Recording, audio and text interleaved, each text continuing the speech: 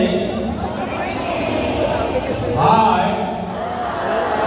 Hello. Alala ko yan ang lagi ko sinasabi sa klase ko.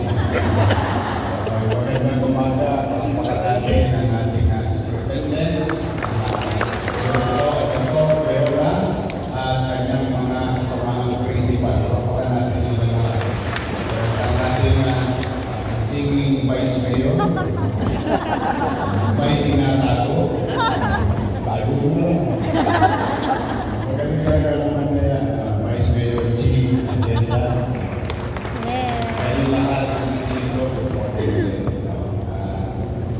Today, nagsasama-sama tayo sapagkat kayo'y hinihila ko sa isang daan tungkol sa pagsasaayos ng ating mga pang-edukasyong programa. As you all know, since July 1 of 2025, when I assumed, you've been hearing me messages, policy,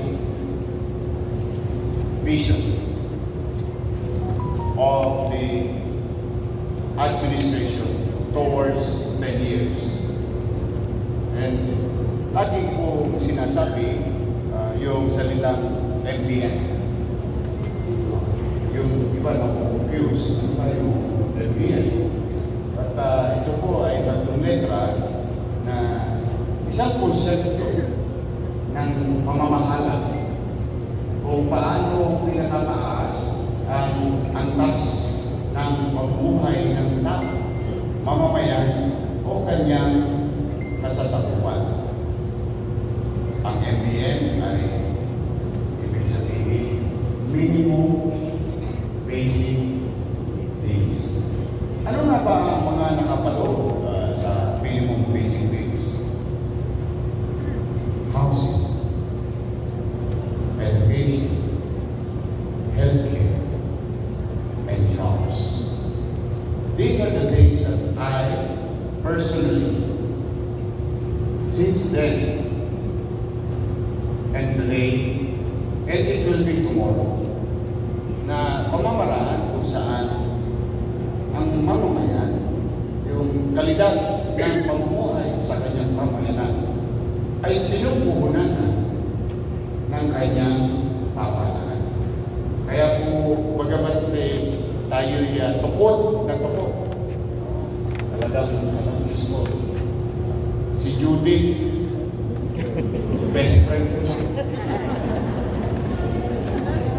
May Judith sa Franco, may Judith sa internet, may Judith sa tubig. Pero ang lahat ng bagay dito ay bahagi ng gastusin sa pamumuhay. So, sabihin, ang gobyerno pala is parang buhay din. Araw-araw gumagastos tulad ng tao. Whether you like it or not, whether may income or not, whether sapat or not, may tosgas para mabuhay. Kaya sabi ko, in what way pwedeng umaang karoon ng breathing room ang mamamayan. That's why I invested, despite of the lack, minimum resources, whatever is there, whatever is left, and whatever is going to have great portion of our resources will be dedicated to MBN. And I'll tell you why am I doing it? Bakit ko yun ay gusto ko tugunan? Tingnan ko ninyo kung tama ako at please correct me if I'm wrong. And I want point. Ang isang pamilya, kapag may maayos na masisilungan, may kapanatagan sa gabi. Kung bulan bumagyo, magkaroon ng dilubyo, may masasabi siya sa sarili niya, maumiyan. At hindi ka natatakot na kakatuwing ka nung nagpapaupo sa'yo. Kasi Judith din ang pangalan na nagpapaupo sa'yo.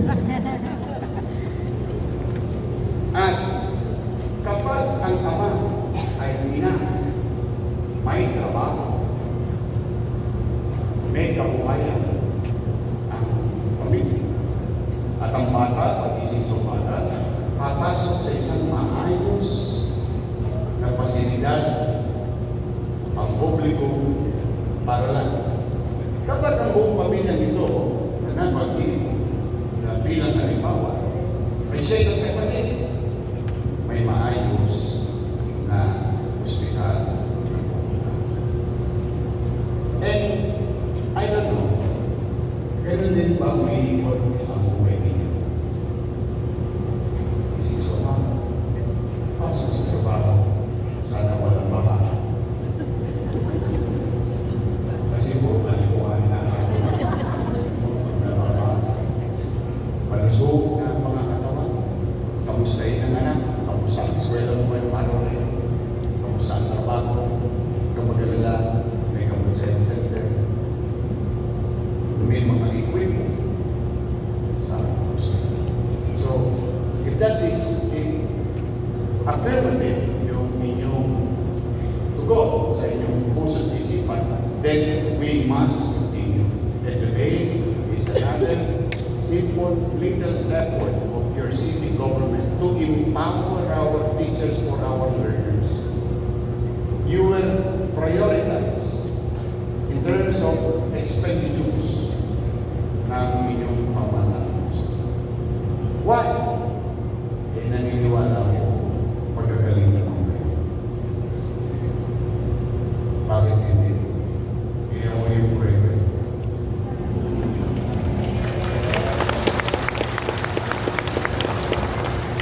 Kung hindi kayo nagtsagang mga teacher ng kinder at grade 1 sa kakulitan ko ng araw, malamang hindi ako mayor ngayon. Because I, one of many, is a product of public education system. Mapansin ninyo, yung teacher ko si Mr. Sabado, binigay ako ng 75 sa English. Pero ngayon pa English na.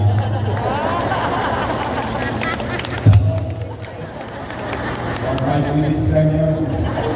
After that, finish or not finish, passion paper. But see, imagine today with the tools, equipment that it can bring to our students. Kami nung araw, isa, talagang lahat ng anak aamunin mo. Kasi pabukor sa religion. Ako voluntary. Ako nagbo-volunteer ako lagi kay Mrs. Naseste. Kasi pang-GMRC ko yun. Sayang yun eh. Alam nyo nung araw, merong, katulad din naririnig nyo ngayon, or nangyayari ngayon, maling eskwela. Nung araw wala paling eskwela. Pag nasa eskwela na kami, the first day of class, meron kami name plate for familiarization of name. So it is a requirement sa amin, bago pumasok, ng first day kailangan meron name plate. Sinasabi niyo sa orientation. Tapos, after that class, sabihin ko, class, ilang buwan na malikabok ang ating classroom.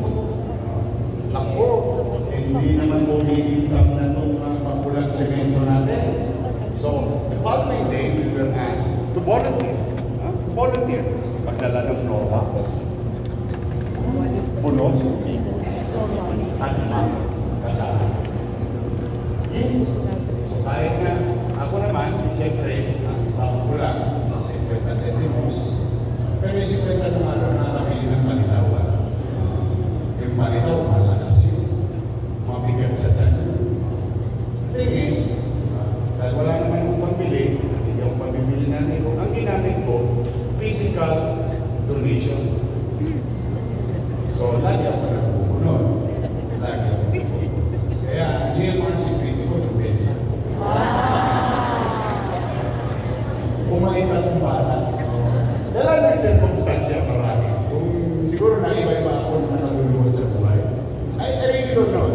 I'm just telling you experience that through the initiative of teachers, through the guidance of teachers, consistency of teachers, and love and compassion to their students, ito po kayo sa harapan. Tutulong.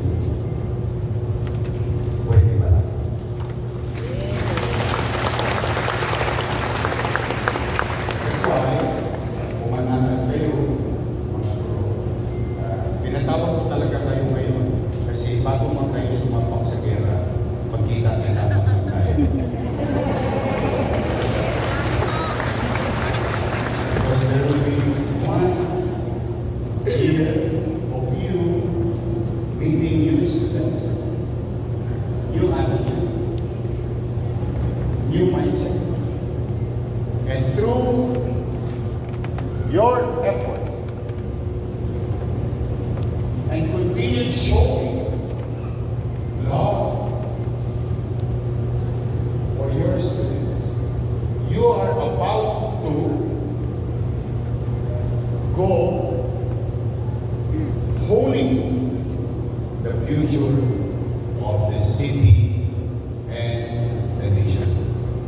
It's very critical, and you know it better than me, especially yung mga principal natin, mas alam ninyo ito kaysa sa akin, na itong edad na ito yung edad na para bang lupa, na kung ano ang itinanim mo, siyang aanihin natin pare-pareho sa lipunan. Kaya sana, bagaman alam ko, yung gastusin niyo sa bahay hindi sumasapat sa sweldo.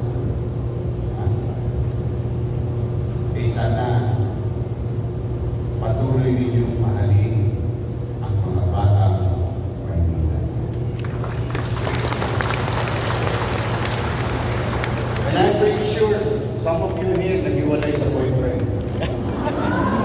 Oh, kita mo? Some of you here meron mga nagtatampuan mag-asawa bago pumunta sa San Andres. Some of you will experience personal, emotional challenges. And that affects the workplace. No? Don't worry about me. Yan, alam ko.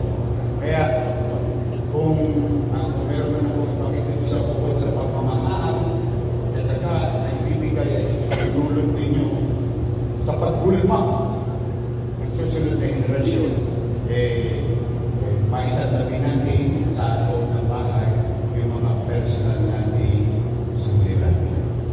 Let's have a joy in our heart in the workplace. I am a teacher. Guru ako. Gagalingan ko and I will excel from it. Because one of many teachers, educators, will create tomorrow's mother, father, professionals, and leaders. So, hindi dahil sa inyo, malamang, bawas na bawas ang North Star ko. Kundi dahil sa inyo, malamang, hindi ako nagpursiging mag-aral. Kasi when I'm about to give up, and I'm going to share this is my secondary times that I'm high school ako dito, I'm about to give up. I swear, huwag yung papansin ng marabang ang tibay-tibay ko. Hindi, lahat tayo may kahinaan at may hangganan sa buhay. And I'm going to experience you. I can tell you my experience about yung hangganan ko. Sabi ko, ako pag-tigil itong hirap na yun. Gising sa umaga, pasok sa Tondoay, pagdating ng alas 2, labas ng sidecar, uulan, mapagyo, titirik ang araw, tiklop sa alas 7, boundary, kita, bukas, eskwela ulit, and so on and so on. Kasi di naman lang namin bili ng bagong trip. Ang trip ko, tukuan, de Colores. Yung sa ito, 15 lang to, 15-20, kaya. Strike. Wala akong bagong t-shirt. Side B. Waganda. Kasi nauhulog sa shoulder ko eh. Sabi naman nila, hindi mo nakikita yun eh. Then I thought, sige naman, mag-full time na. Bago ko pala yun, I got frustrated. Kasi nag-apply ako sa Jollibee. Larry, sabi ko, tigil na ako. Kaya wala. lalabas ako. Mga 3 linggo, hindi, 2 linggo pwede pumasok. My classmates and my teacher directed my classmate to look and find me. Kasi pinipilit ako pabalikin sa eskwela. So sinundo ko sa bahay. Kaya talagang ayaw ko na. Then my teacher said, "Oh, di bali, mag-alala." Sabi nila, kahit di ka na pumasok ka na sa Lunes kasi sa Lunes NC na. Alam niyo NC? NCE. Pag hindi mo nakuha yun, hindi ka makakapag-kolehiyo. Tama. Pumasok ka na ba? Just for the sake of listening, the effort of my... I'm telling you, this is not my attention. The effort. Oye, pumasok ko. Siga-siga ako sa quadrangle. Lumaguso. Nabuhay ka na. Yun, pero ba, pag matagal ka na-absent. Pila ka sa eskwela. I mean, sa classmates mo, o sa classroom. Hindi, sabi mo, may NC na. NC na ngayon. Wala ko review. Eh, awa naman ng Diyos, naku. After few days, lumabas ang NC. Nakapusap na. Partide, wala pa review. And very memorable ang score ko. 69. Kasi 3 equals 1, di ba? 3 correct answer, 1 point. Parang 300 questions yun. But, see what you can do. See what you can do as a teacher. Then, nabuhay muli, nag-alam muli ang aking pangarap ng mga pag-aral at gusto maging kapitan ng barko. Yun talaga ang pangarap ko, maging kapitan. Kasi, alam mo sa lugar namin, sa Mabuhay State, noong 1980s, dalawa lang naman yan, magbabahay pa kung nila ng Japan nila. Maglalaki ka, dalawa lang ang pupunta ako, magsiman ka o mag-Saudi ka. That's right. Pero kung magsisiman ka, kailangan iluhado ka. Kailangan tapos ng Bachelor of Science in Marine Technology and Bachelor of Science in Marine Engineering. Ang kinuha ko, gusto ko yung Marine Technology. Yun yung nakapulit. Okay na doon. Kasi yun yung upper deck. They call it the upper deck. And then, painting that thing. So on and so on. So I don't want to bore you with stories, but these stories, it happened to one of your students and brothers. Paano pa kaya yung hindi natin naririnig na kwento? Kaya, bagamat hirap na hirap kayo sa pamumuhay, at minsan kulang tayo ng kalinga sa pangalang ating pinaglilingkuran, huwag kayo susuko sa amin. Kasi kung sumuko kayo sa kapulitan namin, malamang baka kami na pariwara. Dahil ang teacher, I, as your student, look at you as our second parents. Mas matagal pa namin kayong kasama sa loob ng 24 oras. Because we need to stay there for 5 hours. When we go home, wala magulang namin, dala na nasa trabaho. Kaya napakalaga ng guidance ng ating. Now, here we are today, meeting each other, and I wish you all the best for this year. I wish you, most importantly, yung kaya ng tao, hayanin nyo, isasyado ko rin ako. Papasanin ko. Yung hindi ko kaya, ayun na lang ang wish ko sa inyo. Good luck for this year.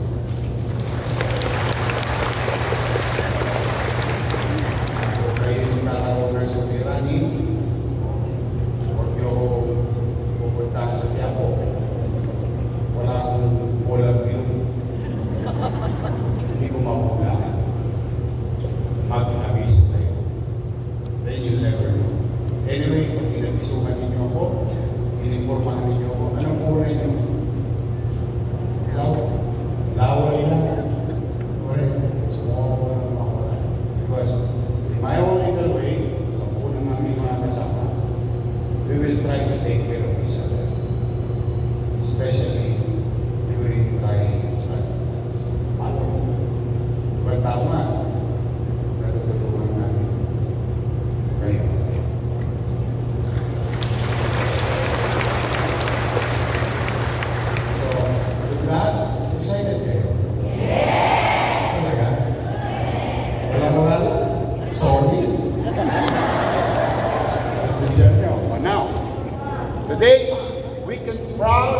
can honestly say that through the leadership of Ma'am Cayola and your principal, collaborating, working hand in hand with the local government, please, we can honestly say, in there, grade 1, fully compliant ang City of Manila.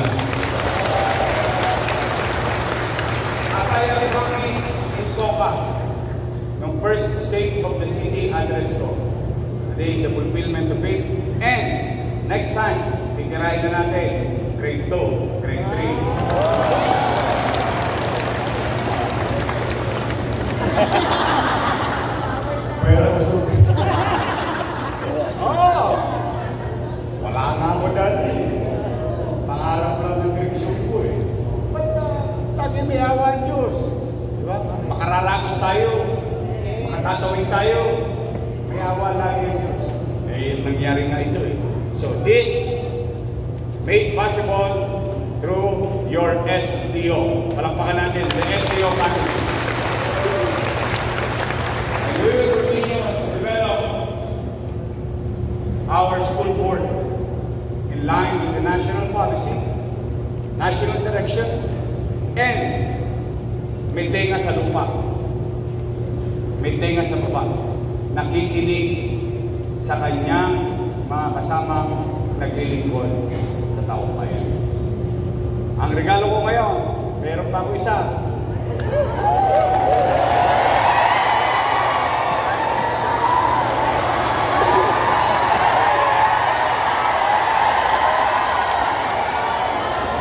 Mali ang akala nyo. Kaya, send lang kayo. Darating yan. I will give what is due to you. Dahil ako, may isa lagi tumatatak sa isipan ko lagi, sinabi sa akin ng nanay ko, "Oy, Scott kasi magpapakatimawa." Ka, sinasabi sa akin nanay ko.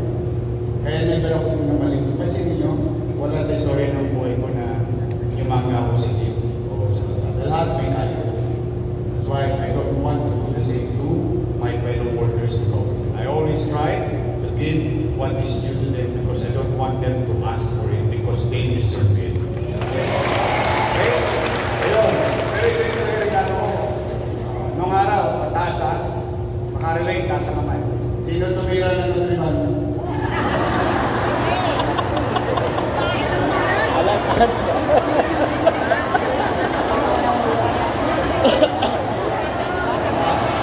I will address this to yung mga tumira ng plane.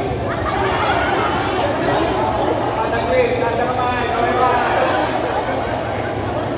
So, hindi naman, don't worry. Ito talaga yung experience sa akin. O, matanong ko kayo. Maganda ba sa katawan natin yung malaman natin natin? Hindi kami Kaya diniligan. nga ako, bata pa lang, patak na ako eh. Hindi ko ng patak ha. Oo, talagang patak na patak sa trabaho. Now, we launch your milk sa daycare. And it seems the parents and the teachers spoke so very happy that naging active, lively, and encouraging their students to go to school, to the daycare. Yun ang general report or what you call summing up of a program. Kasi lagi ko yung pinag-quantify before I go elevate or escalate. Kaya maganda po ang naging epekto sa mga bata. I have good news for you. From 21,000 students who received 3 months, and 3 times a week. Nung araw tayo, sa pesos, isang linggo lang. Nyanyanga mo doon sa pad paper mo, di ba? So, gagawin yung code na. Tama. Ito sa mga oh. But we, with the help of your school board, kasama si Direktora Cayola, the Vice Mayor, the members of the City Council, approve to escalate or palawakin ang aming kamay. Ngayon pong June at first week ng July, ang inyong mga learner, mga mag-aaral, magkakaroon na ng your milk.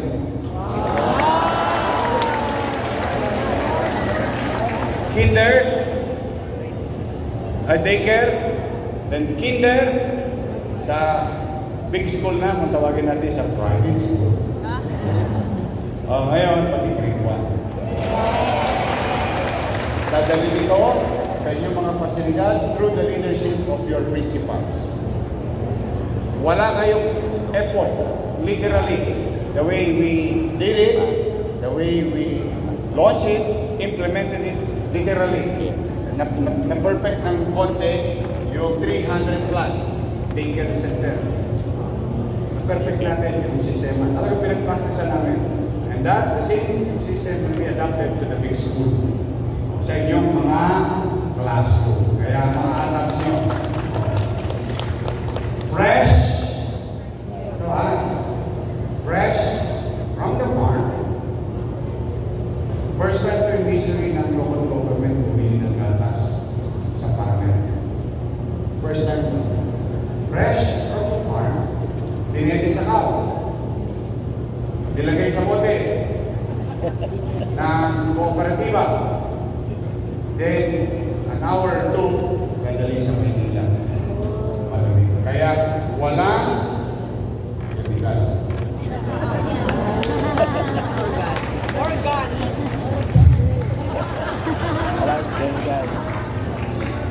Yes, it's gonna happen. Because I want to reinforce your learners in a nutritional approach naman ng city. Kaya, abangan niyo yan. From 21,000, we are now going to reinforce nutrition needs of our students or kids in Manila, about 60,000 of them every other day.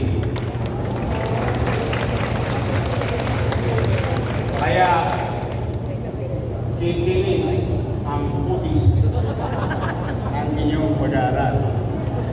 Sisikla ang inyong pag-aaral. Lulusog ang inyong pag-aaral. At alam naman natin pare-pareho, lalo na yung mga principal nyo, alam to, ang isang batang malusog, masigla, ay madali matuto.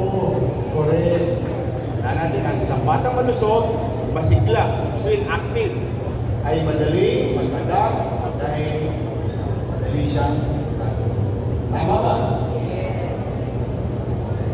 Masarap na tayo sa examination.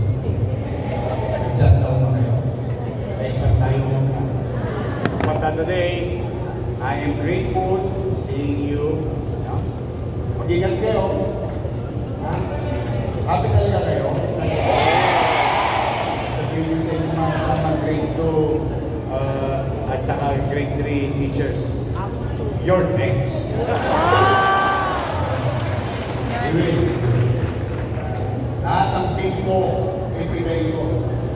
At may kumatas kung sasagutin ko. At ibabalik natin sa taong bayan. So mag-iingat kayo. Kayo ba yung namasahe?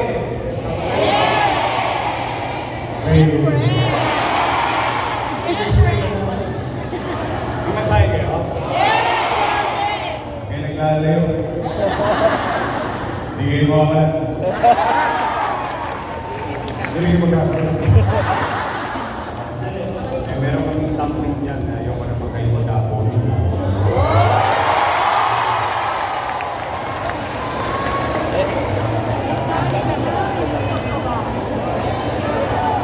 I love you.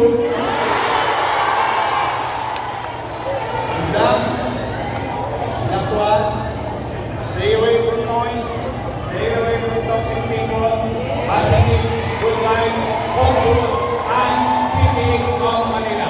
Magandang araw at magpalain gawa kayo ng pagpapalaman. Panginoon!